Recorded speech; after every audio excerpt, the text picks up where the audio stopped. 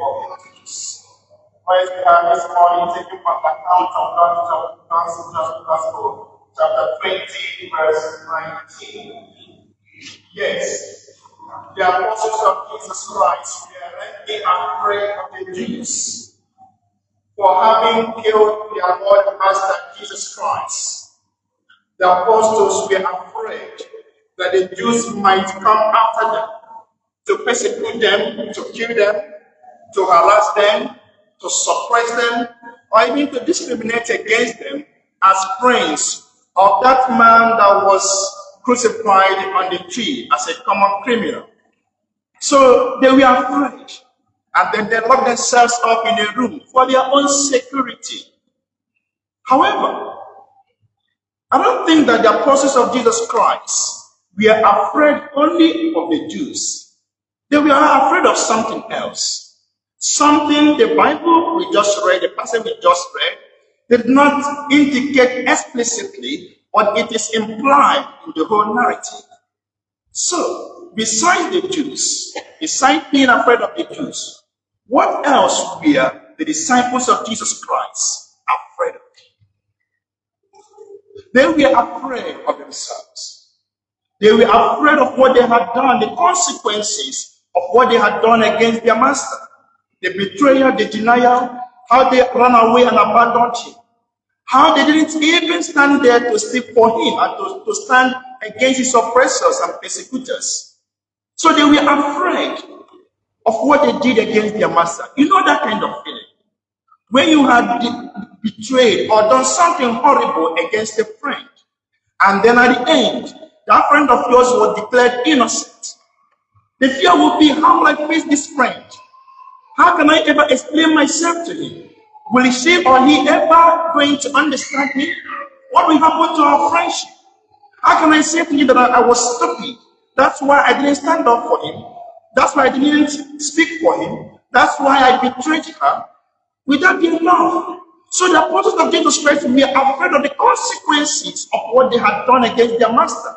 They were afraid of the would-be reactions of Jesus Christ, especially when they heard that he had resurrected. So, this was also the fear. They were going through a lot, the guilt. They were blaming themselves. And then suddenly Jesus appeared. Remarkably, when Jesus came to them, he didn't ask them questions about what they did. He didn't ask them questions about what happened. He was not interested in examining or reviewing what happened between his arrest and his persecution and crucifixion.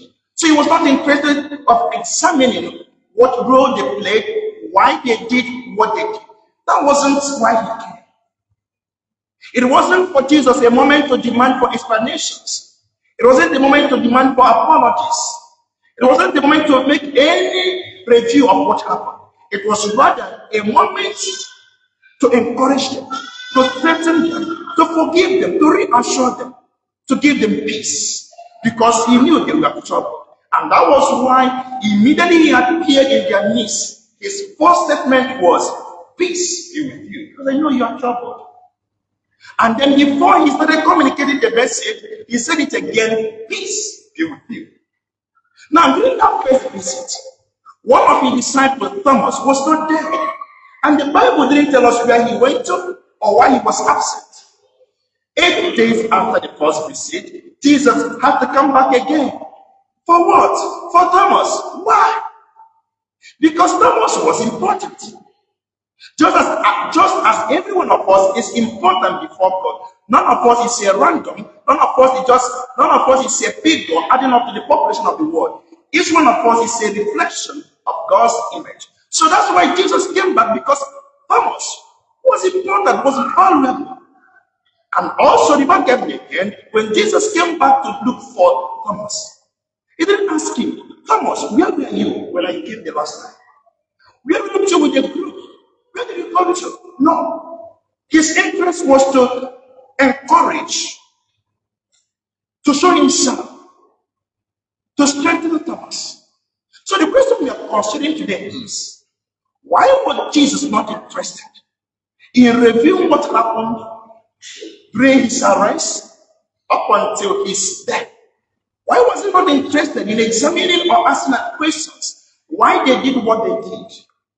Number one, because as far as we're all still alive, as far as we are all still taking in oxygen, as far as we are still on this planet Earth, God does not relate with us as a judge.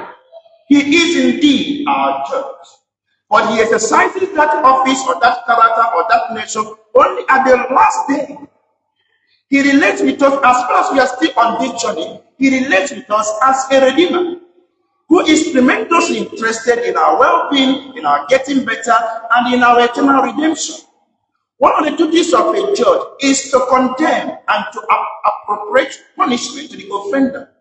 So Jesus didn't come to them as a judge to ask them questions or to hear their cases. He came to them to see what can be done, because one of the functions or roles of a redeemer is to save, to salvage, to redeem that which is broken, to redeem that which is wasted, to redeem that which is destroyed, to find a way of beginning again that situation that has been deemed hopeless. So that was why Jesus came to them not as a judge, but as a redeemer. And he wasn't interested in knowing what happened or whether they were innocent or whether there were any justification for what they did. He was interested in redeeming whatever was remaining. Number two, Jesus did not care to review or ask questions about what they did because he was not surprised by their behavior. He knew them. He understood their weaknesses and their vulnerability. He knew that they were capable of denying him. He knew that they were capable of disobeying him. He knew that they were capable of doubting his resurrection. He knew that they were capable of running away. He knew that they were capable of being unfaithful, because that is what it means to be human. The fact that they betrayed him, ran away, and also sold him for penny, for him, that is what it means to be human. And that was why, when he came to them, he came to reassure them that in spite of all you have done, although all you have done, all you did were terrible, horrible, but it wasn't enough, and it will never be enough to break the bond of friendship we have forged. And that was why he came looking for them. And that was why he came also to reaffirm his commitment to his earlier promise that I have told you before my death that you are going to be my representatives. So that has not changed. So he said to them, as my Father sent me, I am now sending you. Continue the work. I made a promise that you're going to represent me. That has not changed, despite all that you did. You are going to carry on the work, because what you did, though horrible, is not enough. And it will never be enough to put a barrier between us. You are still my friends, and I've come to reassure you. You are still my representative, and I come to give you the job I promised you some time ago. Finally, Jesus did not review whatever happened with the apostles, because right from the history of human salvation and human relationship with God, God has consistently told his people of the need to let go of their past. So, if Jesus had come back after his resurrection to talk about the past or to review what the apostles did, it would be contrary to the nature of God. It would be contrary to the very teaching of God.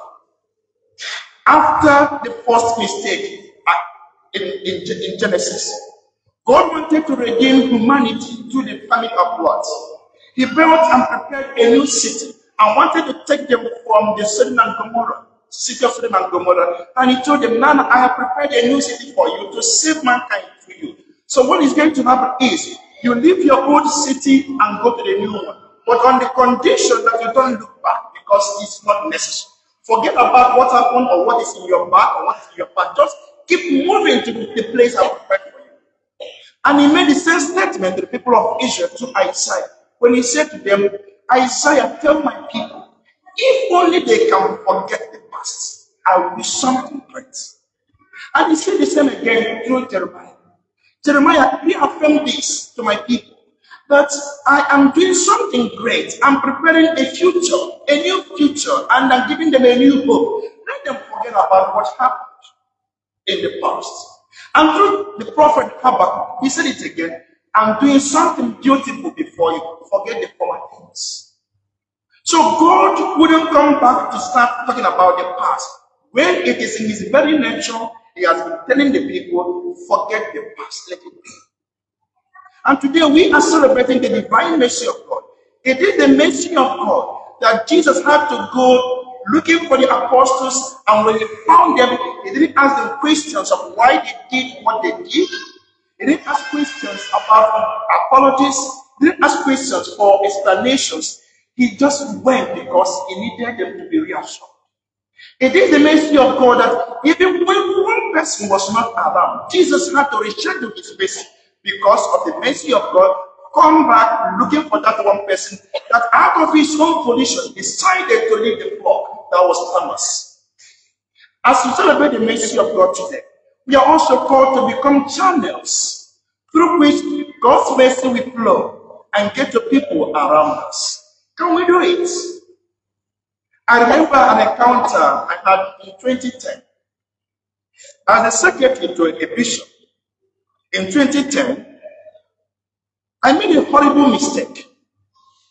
I took a decision without consulting the bishop, and it turned out to be a horrible decision. The consequences were massive.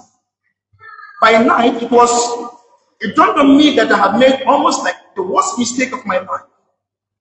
I was afraid of the reaction of the bishop. Around 10 o'clock in the night, he started calling the intercom. I refused to pick the calls because I was afraid. For me, there was no explanation to what I did. But at least I said to myself, it is better I see him face to face in the morning at breakfast and apologize. That the right thing wouldn't be to speak to him or to apologize over the phone. So we called to the intercom. I refused to pick. I pretended I had gone to sleep. When that didn't work, instead of calling my cell phone, I decided I'm not going to pick any of his calls because I was afraid. Then there was nothing like WhatsApp. So he sent me an SMS, ordinary message to my phone. Now I was able to pick because he wouldn't know if I have read it. So I picked up the phone, read his message. In paraphrasing, he said, "Therefore, Nathaniel, tomorrow afternoon, there is a committee meeting for their final session. I should have been there, but something just came up. Would you be kind to represent me at the sitting? I will send to you the minutes of the previous sittings through your emails. Go through the minutes, then at the last sitting, please take a decision." And then he said, "I have always trusted your judgment." That last statement caught me. I was backing with what I did, and he here affirming that he trusted my judgment. So that last statement made me sleep well. Then in the morning at breakfast and our meeting, I was eager to say something about what I did, but he was not disposed to listen to me. He knew that I wanted to explain. He kept telling me things that were not related to my error. So he saw in me the eagerness to explain and to apologize. And he said to me, "Father Nathaniel, whatever happened is no longer necessary. It has been taken care of. Just concentrate on today's meeting, okay?"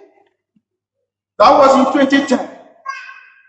That story was never revisited. The explanation was never given. No apology was demanded from me till today. That was 40 years ago. That was me and my mess being taken care of by my superior, by my principal, without asking for explanation.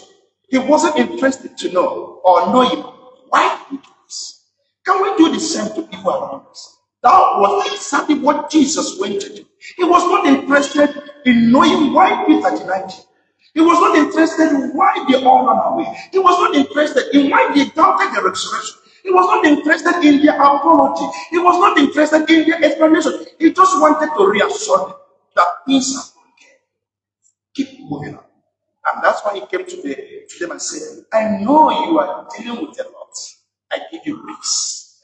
Not just peace. I reaffirm the promise I made to you that you're going to present. So continue that because nothing has changed. And that is what we have come to celebrate today. The mercy of God. The mercy that is not interested in my apologies, is not interested in my explanation, but is interested in my beginning and end and making more efforts.